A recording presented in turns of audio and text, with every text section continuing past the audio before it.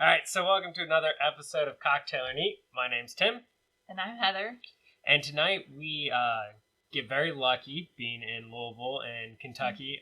We get to try something that a lot of people aren't going to even ever get their hands on, which is Pursuit United. So this is a collaboration between Kenny Coleman and Ryan Cecil, who run the Bourbon Pursuit podcast.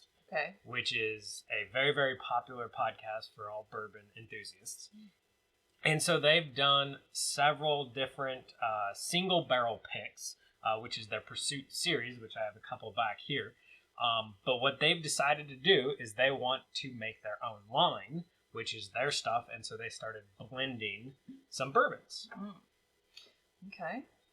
Blended bourbon. So blended from what, different places? Yes, so from 3 different places. So they have some from Kentucky, from Bardstown Bourbon Company, which we've been to and enjoy.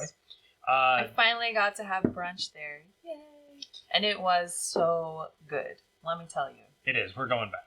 Absolutely. I tried to get a bottle of Discovery batch number 4. They were sold out, so I got to go back and try to get another one of those bottles.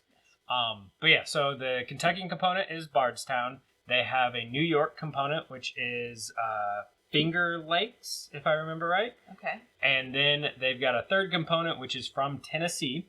And the Tennessee component signed a non-disclosure agreement, but they have said it's not Dickel. So that leaves you to be like, some people have thought Chattanooga, and other people have thought maybe Jack Daniels. So those are your 2 other big ones. I was going to say, I was like, Jack Daniels, but I couldn't remember if that was Tennessee or not. Yep. So yeah. So those are your 2 options, kind of, unless they've got something else.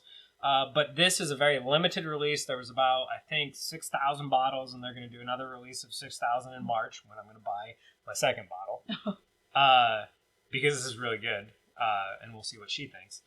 But their goal is in the next 5-10 years to grow this to where it's everywhere, and they're releasing like 20,000-30,000 bottles annually.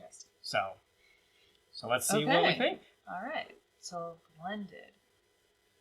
So yeah, so everything's about 4 to 5, 6 years old. Okay. So are they aging it after blending or before blending? So they age it before blending, and then they take what they get from the barrels and blend it all together and get their flavor profile. Okay. Well, the nose is really nice. It is. It's not overpowering or anything.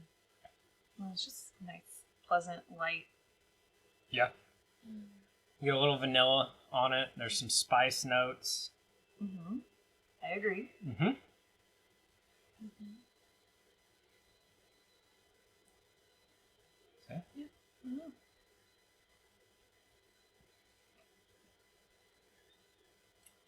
Ooh. Mm-hmm. Yeah. I like that. So there is a high... honey. Yeah. All I get is a hit of honey. Yeah, there's a lot of honey. I actually get a little orange on the finish. Okay. But so some of the bourbon in this is a high rye bourbon, so that's where you get the rye spices. But there's also wheated bourbon in here, which is what kind of mellows it and gives you that honey taste and everything like that. Mm-hmm.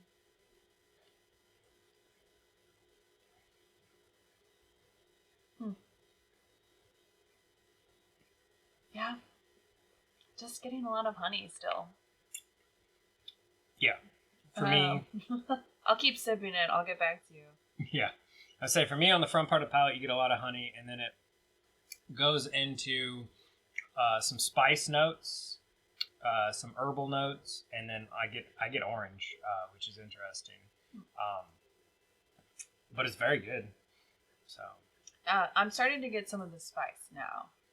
Like I guess I'm used to the sweetness, and now I'm getting more of the spiciness. Mm-hmm. I don't get that orange yet. I don't know. So what's the proof on this? Because it's a really nice drinker. It is. Oh gosh. 108. Okay. So it's higher than... I feel like this drinks a lot lower than you would expect. Like, yeah. If I had to guess, I would say this is a 100 proofer. But yeah, it's 108, so it's a little bit higher. But again, like we've talked about several times, it falls in that perfect range. Yes.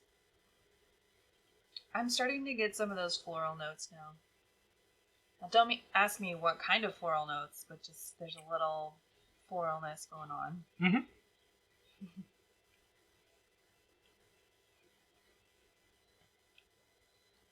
I do like it, and I can see why you want to get another bottle. Yep. As soon as possible.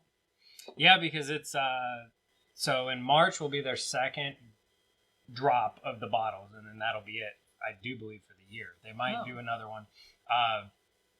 If you're not in Kentucky, I think they're also doing Ohio and Tennessee, maybe also Indiana for actual physical stores. So I found one of these at a Total Wine. They had several, but then they were gone because everybody has heard and wants to try, and we all trust Bourbon Pursuit from their single barrel picks, and everything they've done is really, really good. So, and we want to support local and everything like that. Sealbox.com, you can also buy it, and then they'll ship to certain places in the United States. So they release there, and then a couple physical stores. So you've got a shot if you're not from the Kentucky area, if you're quick. Well, I do like it. Mm-hmm. So my assessment would be to drink it neat. Oh, wow. Yeah, it's just really pleasant. I don't know, it's the way you keep describing it, it sounds like really unique and special, and I don't know, it deserves to stand on its own and keep figuring out all those flavor profiles that might be in there. And I feel like we're kind of getting like slightly separate notes, which is also kind of interesting too. Mm-hmm. Might be one of those that each time you try it, it might taste a little different depending on what you ate that day or how you're feeling or whatever. So coming back to it each time, drinking it neat, you might have a different experience. I don't know. I don't think I would put this in a cocktail. There you go.